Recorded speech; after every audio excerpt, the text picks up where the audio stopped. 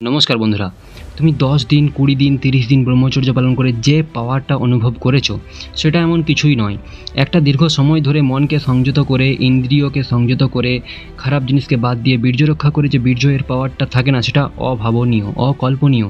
তুমি সাধারণ থাকবে না, আর দুনিয়ার যে বড় বড় জিনিস আছে সেখানে তোমার নাম জুড়বার অকাত তোমার মধ্যে হয়ে যাবে। প্রথমে ব্রহ্মচর্য পালন না করে এটা বলবে না যে এসব কিছু হয় না। যাও ব্রহ্মচর্যের বই পড়ো, আরও বড় বড় যে মানুষ আছেন তাদের কথা, যেমন প্রেমানন্দ মহারাজজি, আমি একজনেরই কথা মেনশন করলাম, যাও তার কথা শোনো একবার, উনি কি বলছেন ব্রহ্মচর্য নিয়ে। বিশ্বাস করো ভাই, অসীম পাওয়ার আছে এটাতে। যে উৎসাহটা থাকবে যে কোনো কাজ করার জন্য, সেটা অভাবনীয়। এখনই করব আমি, এরকম ভাবনা চিন্তা তোমার মধ্যে থাকবে, এখনই করব, সব কিছু সম্ভব হবে আমার দ্বারা, আমি বেস্ট, এরকম চিন্তাভাবনা মনের মধ্যে চলে আসবে। নতুন নতুন আইডিয়া আসতে লাগবে এবং সেই আইডিয়া তোমাকে জীবনের যে কোনো জায়গায় নিয়ে যেতে পারে। এই শক্তিটাকে কন্ট্রোলে রাখার জন্য তোমাকে প্রতিদিন মেডিটেশন করতে হবে। যদি তুমি প্রতিদিন মেডিটেশন না করো তাহলে এই শক্তিটা তোমার কন্ট্রোলে থাকবে না, আউট অফ কন্ট্রোল চলে যাবে। এত একটা কঠিন শক্তিকে কন্ট্রোলে রাখা কোনো সহজ কাজ নয়, কঠিন কাজই বটে। বাট তুমি যদি মেডিটেশন রোজ করো তাহলে তুমি এই জিনিসটাকে কন্ট্রোলে রাখতে পারবে এবং তোমার জীবনে উন্নতি হতে থাকবে, তুমি ভালো পথে সেই এনার্জিটাকে লাগাতে পারবে। কিন্তু যদি না কন্ট্রোলে রাখতে পারো, তুমি খুব তীব্রভাবে খারাপ কাজের সঙ্গে জড়িত হয়ে যাবে। বাট তোমাকে আটকাতেও কেউ পারবে না, কারণ তোমার মধ্যে এনার্জি আছে। ঠিক আছে, যতদিন তুমি এনার্জি সংগ্রহ করে সৎকর্ম ভালো কর্ম করেছো, সেই কর্মের ফল অনুযায়ী তুমি যা খুশি তাই করতে পারবে।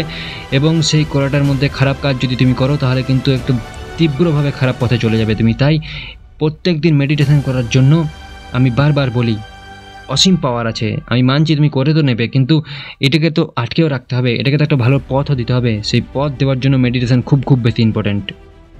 পুরো দুনিয়াকে কন্ট্রোল করবে এরকম চিন্তাভাবনা নিয়ে তুমি প্রত্যেক দিন ঘুম থেকে উঠবে।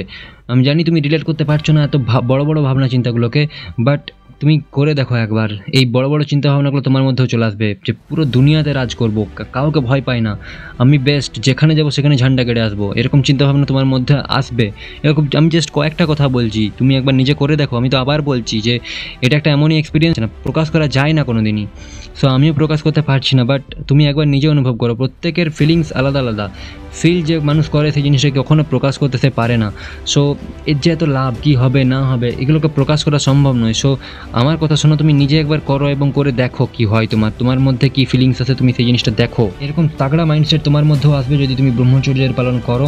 একবার তুমি সৎভাবে কিছুদিন এটা করো, তাহলে না হলে আমি তোমাকে বোঝাতে পারবো না যে কতটা ভালো লাগবে তোমার মধ্যে। মানে সবার তো তোমাকে পছন্দ হবেই হবে। মহিলাদের প্রতি আকর্ষণ নিয়ে আমি আর কি বলবো, এই সমস্ত কথা বলছি না, কত কথা বলবো। দেখো আরও অনেক ফিলিংস আছে যেগুলো বলছি না, কারণ অতটা বলা পসিবলও না। আর তাছাড়া সেই ফিলিংস আমি তোমাকে বোঝাবো কী করে। মানে লাভ, এত আনন্দ তোমার মধ্যে আসবে তুমি কল্পনা করতে পারবে না। সেই একটাই কথা বলবো যে অভাবনীয়, অকল্পনীয়, যেটাকে ডেসক্রাইব করতে আমি পারছি না। প্রত্যেকের আলাদা আলাদা এক্সপিরিয়েন্স হবে, তুমি নিজে এক্সপিরিয়েন্স করো। তুমি এই রাস্তায় চলো কিছুদিন, বাট শর্ত একটাই, সৎভাবে চলতে হবে। ওই চলার মতো চললে হবে না, সৎভাবে ভালোভাবে চলতে হবে।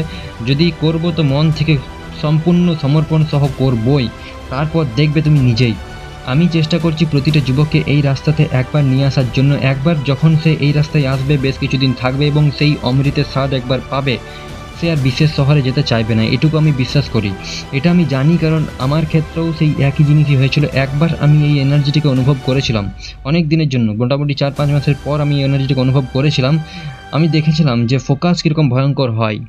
ঠিক আছে, লাইফ কী জিনিস আমি একবার দেখেছিলাম তখন। তারপর ব্যর্থ হয়েছি, আবার ব্যর্থ হয়েছি, কিন্তু আমি আর মন থেকে চাইনি যে আমি আবার খারাপ রাস্তায় যাব। মনে গিল্টি ফিল হতো যে বেকার কেন করছি এসব, আমি এই সমস্ত জিনিস করতেই চাই না, কোনো মতেই করতে চাই না, আমি যেতেই চাই না এই রাস্তাতে। এই জিনিসটা আমার মধ্যে ক্লিয়ার হয়ে গেছিলো। সেই আমি একবার বলি না, অমৃতের স্বাদ একবার পেয়েছি, আর বিশেষ শহরে আমি যেতে চাই না, বিশেষ শহরে আমি যেতে চাই না। সো এই জিনিসটা হওয়ার পর আমি খারাপ রাস্তায় গেছি কিছুদিনের জন্য, বাট আমার এই লাভ দেখে একটাই গোল ক্লিয়ার হয়ে গেছিলো জীবনে, যে আমি কিছু করি বা না করি, আমি এটা করব। নিজের মাইন্ডের খারাপ পার্টটাকে কন্ট্রোল করেই আমি জীবন ধারণ করব। তাতে যত কষ্টই হোক, যত ডিসিপ্লিনে লাগুক, সে একটা আলাদাই আনন্দ ভাই, যেটা তুমি একবার পাও তারপরেই বুঝবে। বাট আমি তোমাকে বোঝাতে পারছি না, তুমি নিজে অনুভব করো। তাই আমার ইন্সপিরেশনের কথা শুনো, শুরু করো, স্টার্ট করো। মেন জিনিস স্টার্ট করা। স্টার্ট একবার যদি করে দিয়েছো তো ফাইনালে পৌঁছেই যাবে। আর স্টার্ট করার সময় মাইন্ডসেটটাকে ঠিক রাখো। মাইন্ডে যে জিনিসগুলো খারাপ আছে সেগুলোকে চেঞ্জ করার চেষ্টা করো এবং চেঞ্জ করে ভালো পথে চলার চেষ্টা করো, তোমার উন্নতি অবশ্যম্ভাবী, আমি গ্যারেন্টি লিখে দিতে পারি। ঠিক আছে, প্রত্যেকদিন ঘুম থেকে উঠে নিজেকে বলো যে আজকে তো করবোই, আজ ব্যাস একটা দিনকে টার্গেট করো।